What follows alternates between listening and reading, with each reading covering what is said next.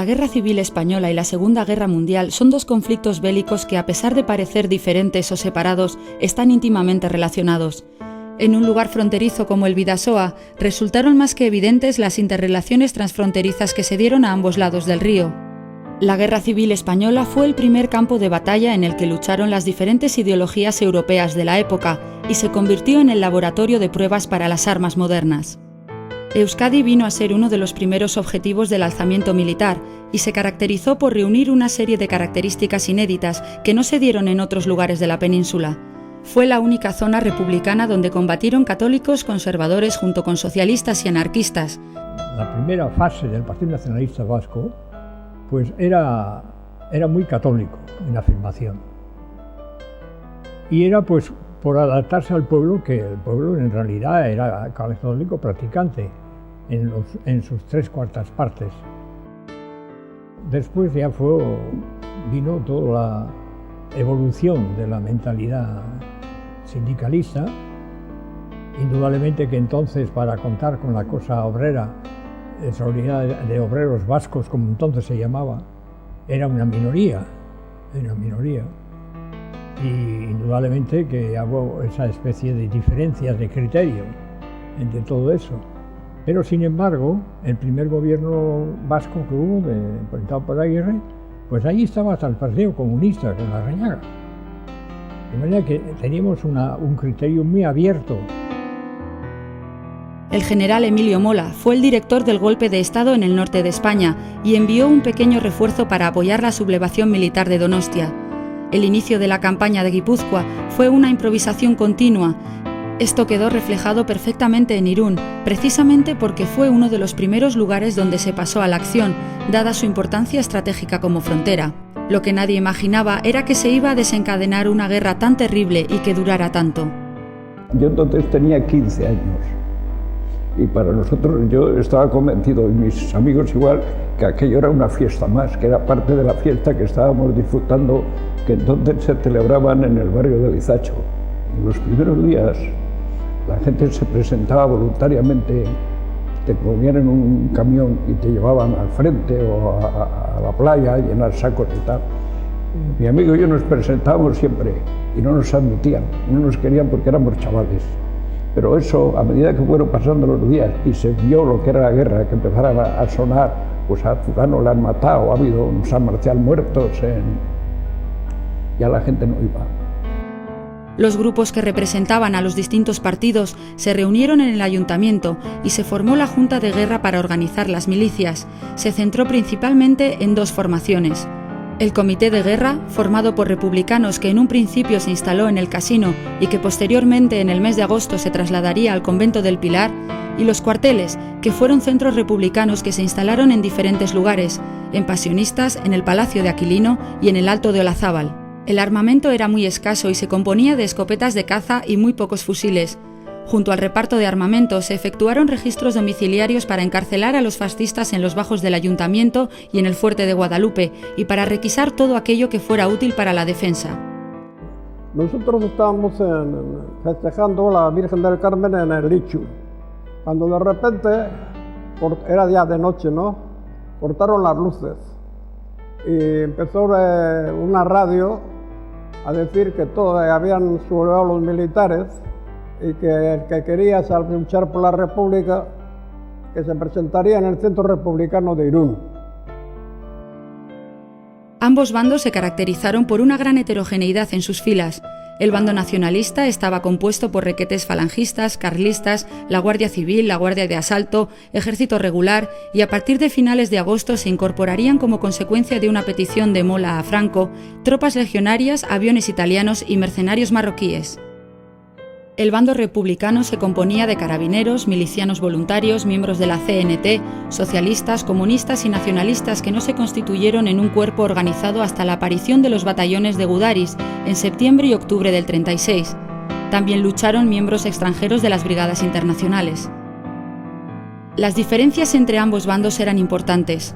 Los nacionales rebasaban ampliamente en número a los defensores de Irún y en armamento la diferencia era aún mayor. El potencial bélico de la defensa era muy rudimentario. Por otro lado, el adiestramiento militar de los republicanos era escaso, ya que la mayoría eran civiles. curiosamente, para que veáis las ideas que teníamos de lo que era la guerra, íbamos creyendo que íbamos a encontrar requetés por el mundo perdidos, para ir por el monte a cazar requetés. O sea, de frente de guerra eso no teníamos ni idea. Vamos, mira, allí se mueve algo por allí, y en ese plan no. La primera de las columnas facciosas al mando de Beorlegui se dirigió hacia la Muga, instalando su cuartel general en Vera el 21 de julio de 1936. Su misión era tomar el puente de Endarlaza y contactar con los numerosos carabineros de Irún, Vera, Lesaca y Beovia. Sin embargo, los sublevados se encontraron con que la mayoría de los carabineros guipuzcoanos y navarros se habían puesto del lado de la República. El puente de Endarlaza fue volado por el teniente de carabineros Antonio Ortega y un grupo de milicianos anarquistas y de la ANV, Acción Nacionalista Vasca, con la ayuda de dinamiteros asturianos. Este incidente otorgó más tiempo a la organización de la defensa de Irún en los montes. El coronel Ortiz de Zárate se mantuvo a la espera en Endarlaza, mientras Beorlegui entró en Oiartzun, donde se estableció la primera línea de frente. Y al día siguiente se formó una especie de comitiva de frente, y yo recuerdo que salimos 5 o 6 chicos en un camión que lo habían blindado, llamaban camión blindado. Lo habían blindado, nos dijeron, en un taller de la calle Aduana por ahí. Total, que el camión llegó allí, a la plaza del Ensanche. Yo recuerdo perfectamente que subimos al camión. Hubo uno que comentó: joder, esto es un camión blindado, si vamos sin techo. Y de ahí nos fuimos a Endarlaza, o sea, por la carretera de Beovia, toda la carretera de Endarlaza, con la intención, se había dicho que en Vera se habían sublevado los guardias civiles, que se comentó que uno de los que venían allí atrás era el que luego fue el coronel Ortega, que creo que era entonces sargento o teniente, el caso es que allí iba. Pues se dijo: ahí está Ortega, ahí está Ortega.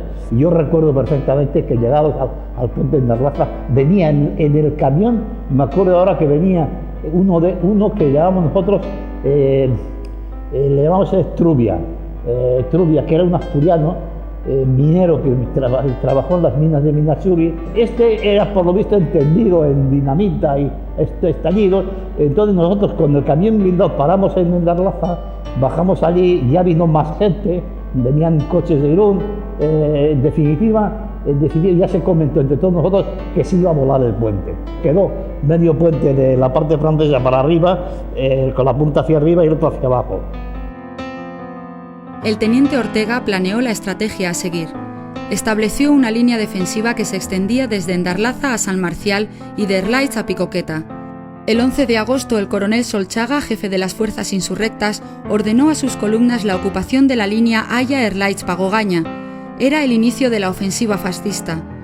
Fue el coronel Ortiz de Zárate quien recibió la orden de tomar estas posiciones, que en realidad no eran sino una pequeña avanzadilla republicana que se encontraba en el fuerte de Erlaitz. De esta manera abordaron Picoqueta, defendida por 15 milicianos, de los que tan solo 2 consiguieron escapar. El resto fue fusilado allí mismo. Beorlegui centró sus ataques en tomar el fuerte de Erlaitz y lo consiguió el 15 de agosto, con un alto coste en sus filas. El mismo Ortiz de Zárate fallecería en estos ataques. El enemigo debió pensar que les pegaba muchos tiros por las calles, por las peñas de Haya y de Picoqueta y por allí, y decidieron, supongo yo, contraatacar y conquistar, para que no les castigásemos desde allí. En definitiva, hicieron un ataque y cogieron Erlaitz, y lo cogieron. Y yo recuerdo ese día, que no sé por dónde estaría, por Irún, en casa de un amigo de Marcelo, que os llama Manolo Cristóbal, llamo yo a Manolo, os llama al ayuntamiento. Entonces nos juntamos allí 9 o 10 y estaba allí Manolo Cristóbal la Renomea. Y nos planteó el tema: oye, mira, han cogido Erlaitz y esta noche hay que reconquistarlo, por narices. Fíjate, nosotros que con 19 años que tenía yo, pues que, ¿y con qué? Con escopeta, ¿qué hago con escopeta? No, se darán fusiles. La línea republicana quedó retrasada un par de kilómetros, asentándose en el Bidasoa por un lado y Zubelzu por otro. Detrás estaba otra franja defendida fuertemente desde las posiciones de Ventas y el Monte San Marcial. Los buques Cervera y España comenzaron a bombardear las posiciones republicanas. Durante 10 días, los hostigamientos fueron numerosos entre ambos bandos. Los primeros ataques sobre las posiciones de San Marcial comenzaron el 18 de agosto. La verdadera ofensiva llegó a partir del 28 del mismo mes, cuando Solchaga puso en movimiento a todas sus compañías y batallones en una operación que movilizó a más de 3.000 hombres. El 27 de agosto, las posiciones de Saroya, Zubelzu, San Marcial y Punjas fueron defendidas por los leales a la República. Los días 28, 29, 30 y 31 de agosto fueron de una gran violencia. Y de ahí nos retiraron porque dice que habían avanzado habían tomado Endarlaza y nos bajaron a San Marcial. Ya pasado unos días entre medio que ellos bajaron. Y habían hecho ahí yo creía que viene a ser el monte San Marcial, según me explicó un casero, en el camino que va de San Marcial a Saroya, en el Pinar. Ahí habían hecho unos belgas, que había voluntarios, habían hecho unas barricadas con alambre de púa y todo. Y entonces se nos mandaron ahí, los belgas habían marchado a hacer línea ahí, y habíamos 5 de ahí de la Alameda, y luego vinieron como unos 20 muchachos de San Sebastián que se llamaban la Bala Roja, del Partido Socialista. Y ahí estábamos de guardia, y vinieron 2 asturianos, mayores, y al otro día estábamos medio dormidos ya al menos, y de repente los de San Sebastián, que nos atacan, y empezamos a disparar, estaba la Legión extranjera, hasta que casi se nos acabó la munición. Entonces empezaron a bombardear otra vez con la artillería y con la aviación, porque primero no había bombardeado. Y ahí estuvimos un día más y ya nos sacaron para Irún. El 30 de agosto el bando fascista ordenó una operación de tierra quemada, es decir, el bombardeo desde buques, barcos y artillería, sin la participación de la infantería. Así, el 30 de agosto y los días 1, 2 y 3 de septiembre, los aviones y buques fascistas, junto con legionarios, guardias civiles, soldados, guardias de asalto, falangistas y un grupo de mercenarios marroquíes, lanzaron una impresionante ofensiva que representó la caída de Irún. El bando republicano ya no disponía de armas ni municiones con que luchar. Los fascistas lograron retener en Hendaya un tren de armamento que procedía de Barcelona y que lo colocaron en una vía muerta.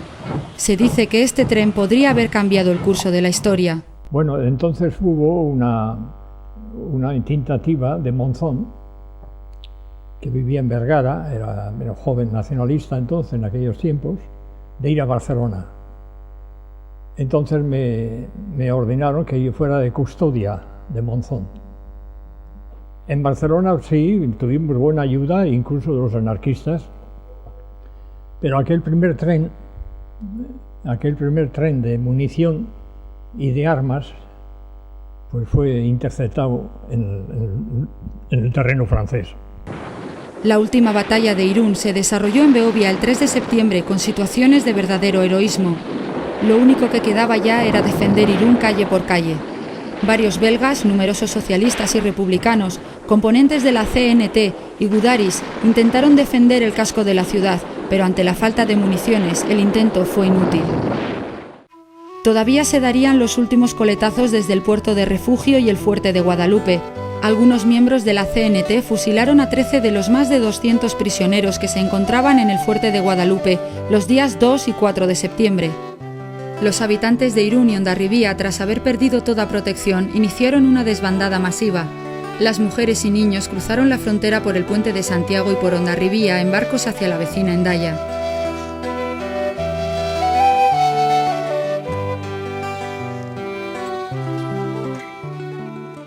Et on a vu l'exode aussi, les personnes qui s'échappaient d'Irún avec tout ce qu'elles pouvaient, avec du bétail.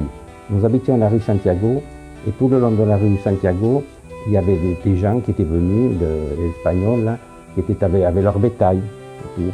Et on s'efforçait de les soutenir.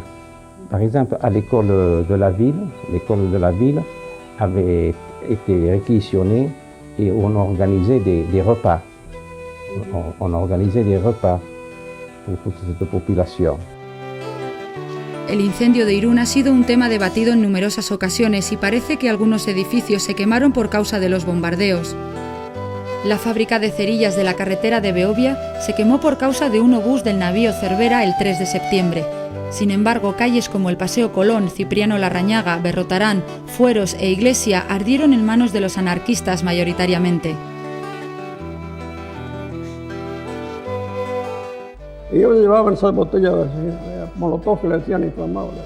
Rompieron con las culatas la vidriería de la pastelería y ahí prendieron fuego las casas. Luego prendieron el chalet de lujo.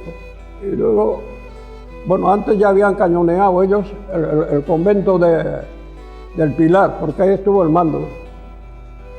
Habían, que dicen que lo quemamos los rojos. Tanto los diferentes fusilamientos del fuerte de Guadalupe como la quema de Irún fueron duramente criticados por los nacionalistas.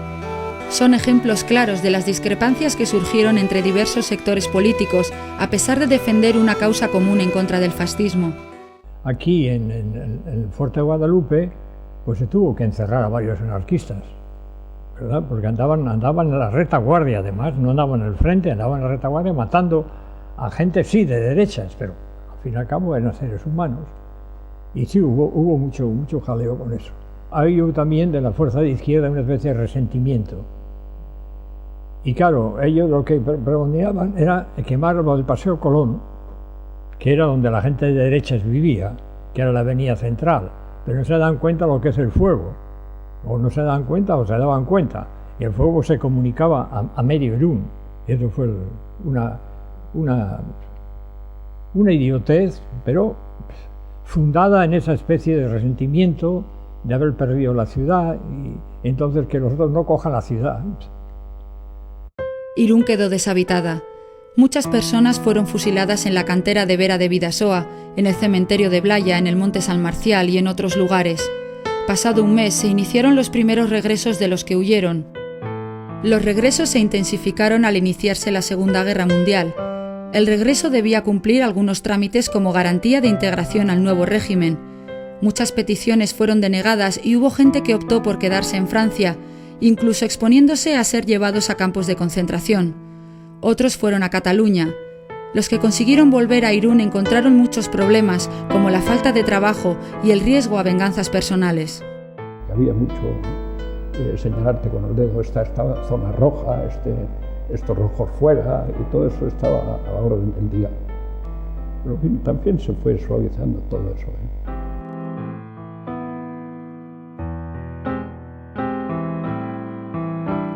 Après la fin de la guerre d'Espagne, s'est déclarée en 1939 la guerre franco-hitlérienne. Je dirais hitlérienne, nazie. Parce qu'avec les Allemands, tous les Allemands n'étaient pas hitlériens. Alors c'est pour ça que je veux faire la différence. Parce qu'il y a des Allemands qui étaient dans la résistance aussi. Il ne faut pas l'oublier. Ça a été les premières victimes. En 1939, el País Vasco continental era una sociedad principalmente rural, donde la industrialización no se había desarrollado. Los 177.000 habitantes de Lapurdi y Zuberoa eran mayoritariamente de ideología conservadora y católica. En las elecciones se decantaron por la derechista Federación Republicana. El dirigente político era Jan Ibarnegaray, que sería posteriormente ministro de Familia y Juventud con Petén.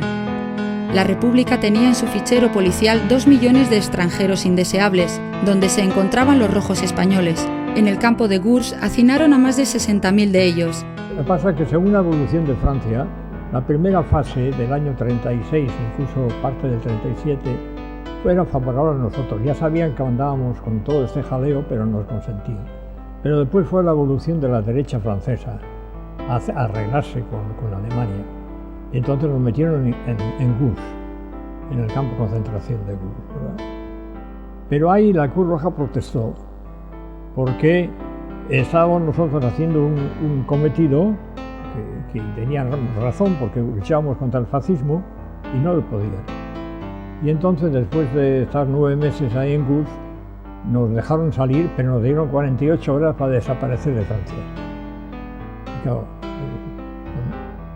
y ahí fue lo que yo llamo toda la vida, me llamó un milagro, porque fuimos a San Juan de Luz sin saber qué íbamos a hacer, y de repente nos vemos que había en altura del puerto, un poco a la altura de la alta mar, un barco, y nos enteramos que era un barco polaco y queríamos que iba al norte de África para organizar ahí la resistencia.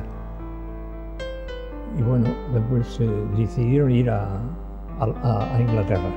Claro, ahí también nos pusieron donde estaban encerrados los alemanes que vivían por cuestiones de negocio y cosas de estas en Inglaterra antes de la guerra, pero creían que era la quinta columna.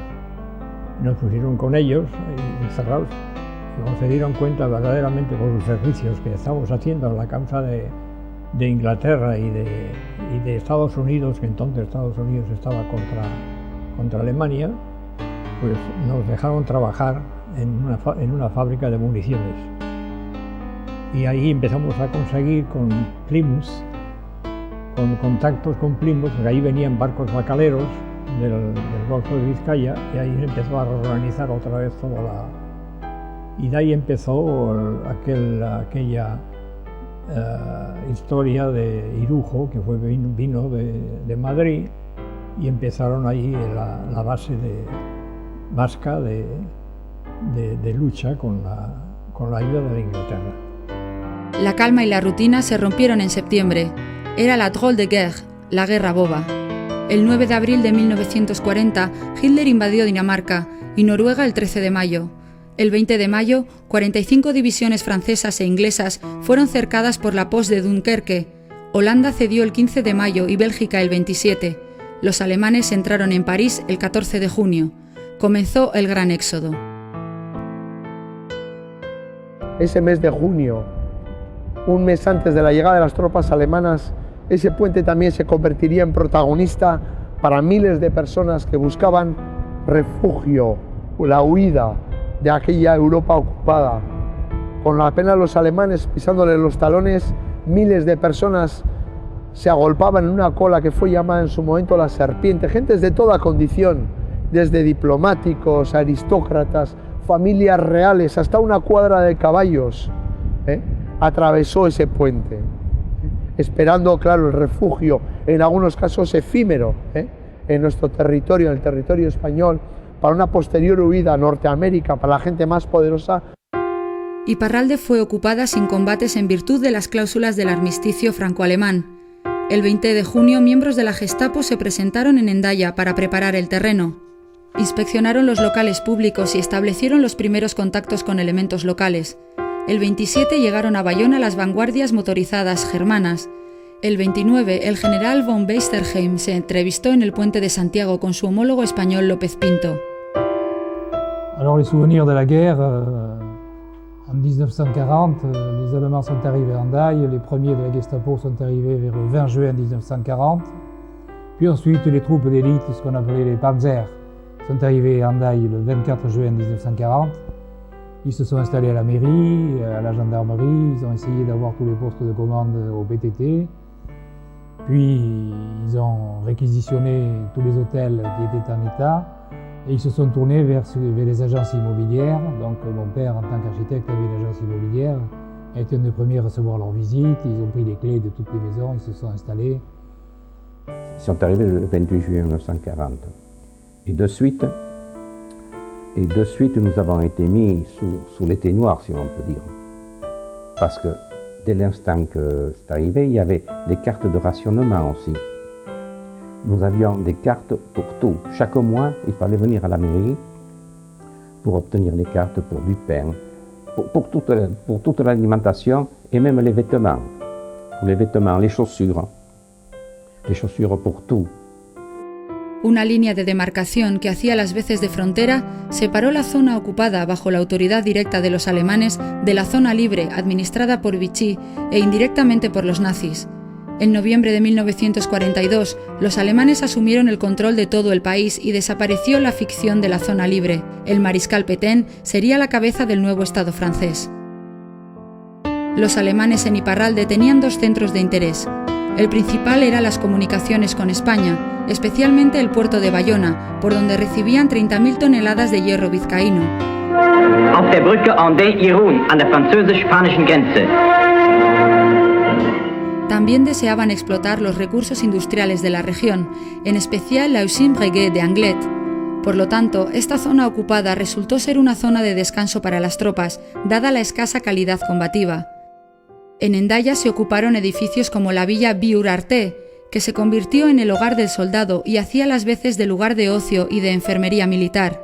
Otro edificio fue el Hotel Escualduna, que pasó a ser la residencia principal de los oficiales de Hendaya. Bueno, al margen de la ocupación militar de Hendaya, a ellos se le unió una importancia estratégica de cara al espionaje, a las relaciones entre los diferentes gobiernos y sobre todo una actividad frenética de los agentes de la Gestapo que se centraban en la oficina que se situaba en Hendaya. La oficina de la Gestapo en Hendaya contaba con más de 20 agentes, eso nos da un dato sobre la importancia y sobre la actividad de estos agentes que iban tanto a un lado como a otro lado de la frontera.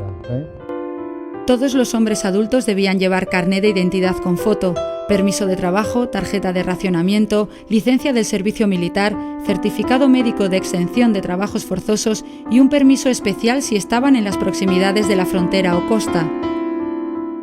ZRP, zone réservée pyrénéenne. Il fallait avoir cette carte d'identité spéciale, parce qu'Hendaye c'était un camp retranché. Qu'on vienne par le chemin de fer ou par la route, si on n'avait pas cette carte d'identité, on ne pouvait pas venir à Hendaye. Parce qu'à Hendaye, il y avait davantage de soldats que de population civile. La particularité de cette carte, c'est que la photo, sur les photos maintenant, on est pris de face, alors qu'à l'époque, on était pris de profil. Pourquoi on était pris de profil? Parce que les Allemands disaient que les Juifs avaient le nez crochu. Alors, quand on était pris de profil, si on avait le nez crochu, on était juif, après eux. La Gestapo entregó a las autoridades franquistas a políticos como Lluís Companys, Julián Zugazagoitia o Joan Peiró. Lluís Companys, que se había refugiado, su mujer y hijo, en Francia, tras la derrota de la guerra civil, pues fue capturado por agentes de la Gestapo en colaboración con agentes españoles y entregado a las autoridades españolas en el mismo puente, en el puente internacional, ¿no? El puente de la Avenida, y desde ahí fue trasladado a Madrid y posteriormente a Montjuïc, donde fue fusilado. El 23 de octubre de 1940 se produce el famoso encuentro Hitler-Franco en Hendaya. Franco llegó tarde a la cita y tras 3 horas de dura negociación y sin llegar a un acuerdo, ambos dictadores se dirigieron a sus respectivos vagones. El despliegue de fuerzas de seguridad con motivo de este acontecimiento ha quedado grabado en la memoria de los que lo vivieron. Alors, 2 jours avant l'arrivée d'Hitler, la ville était déjà en état de siège. Il y avait partout, c'était fou. Il y avait davantage de soldats que de population. Et quand on était dans la rue, qu'on était sur le trottoir, il fallait leur laisser le trottoir. Il fallait marcher sur la route pour leur laisser le trottoir, parce qu'ils vous bousculaient. Et vous bousculez. Et 2 jours avant l'arrivée d'Hitler, il y avait déjà des avions qui survolaient. Il y avait sur rail, il y avait des canons antiaériens sur rail, comme ça. Et alors, cet octobre-là, j'habitais le quartier de la Gare, oui, au 30 rue du Commerce. Et tout le quartier avait été consigné chez lui. Il nous était interdit de sortir de la maison.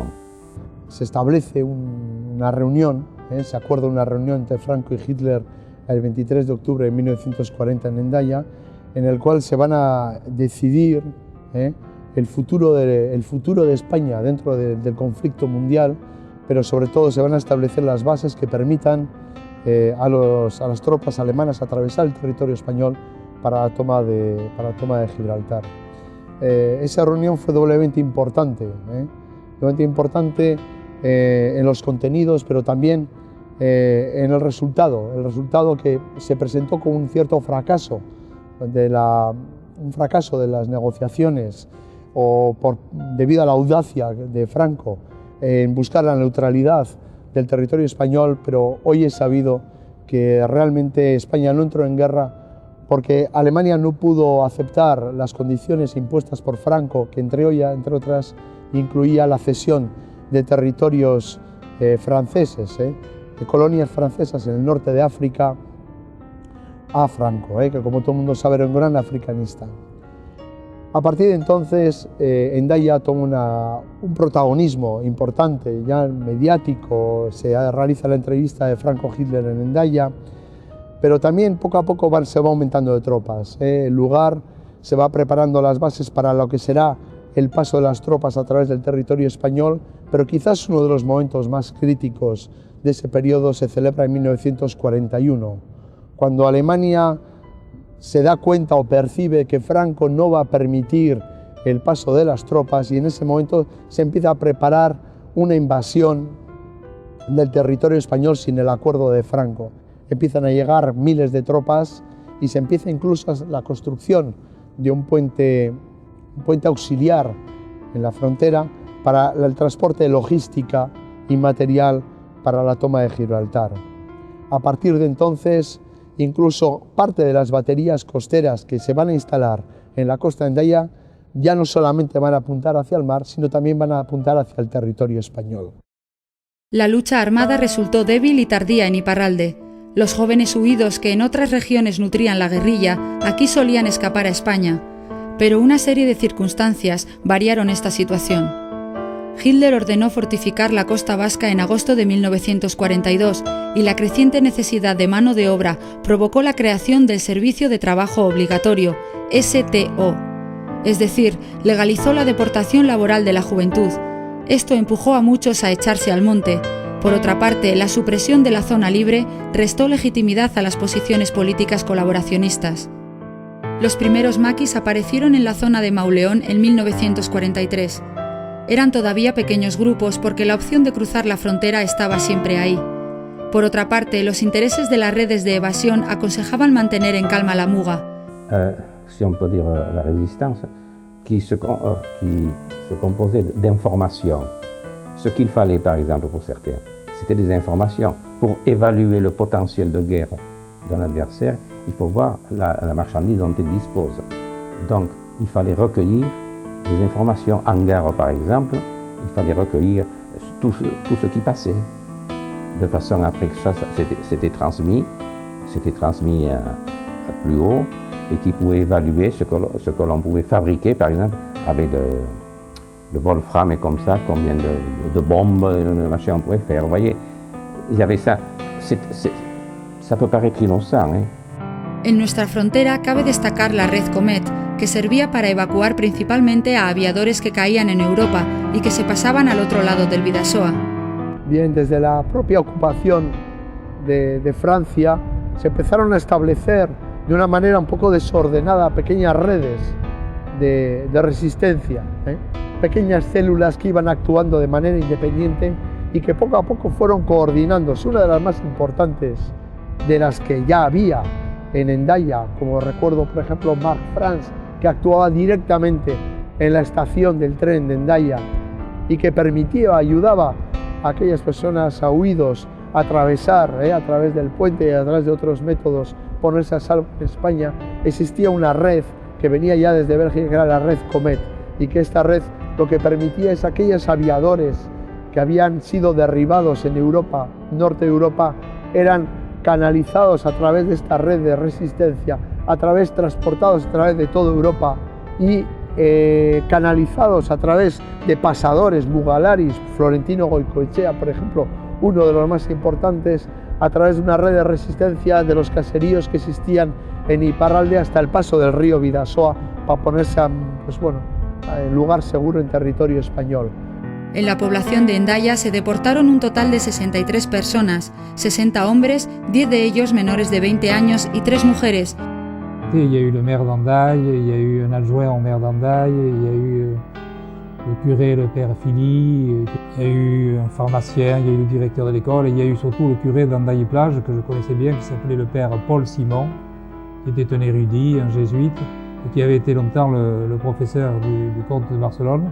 Et comme c'était un ami de mon père, il a accepté de me donner quelques leçons, et j'ai eu la chance, je pourrais dire l'honneur d'avoir les cours donc, de cet homme d'exception, qui était un résistant, mais un résistant discret, qui malheureusement a été arrêté à la fin du mois de juin 1940.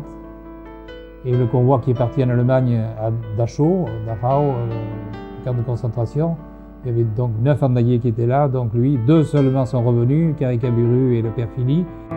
En el último convoy que partió en 1944 hacia diferentes campos de concentración se encontraban personas como Léon Lampuquet, alcalde de Hendaya, Jérôme Faget, teniente alcalde, Dominique Testavin, secretaria, Joseph Artola y Jean Darbué, concejales, Jean Courrèges, hotelero, Simon Paul, cura de la iglesia de la playa, Julien Caricaburu, director de la escuela, y el padre Philly. Estos dos últimos fueron los únicos que sobrevivieron. Bueno, dentro de los vestigios que podemos encontrar en Hendaya, hay uno que a menudo pasa inadvertido para la mayoría de la gente y que es un simple tubo, un simple cañón que se encuentra caído en los acantilados. Este cañón, lógicamente, se encontraba montado en uno de los búnkeres de la costa. Era un cañón ruso de 152 milímetros que fue capturado por los alemanes en el frente ruso, en el frente oriental, en 1941.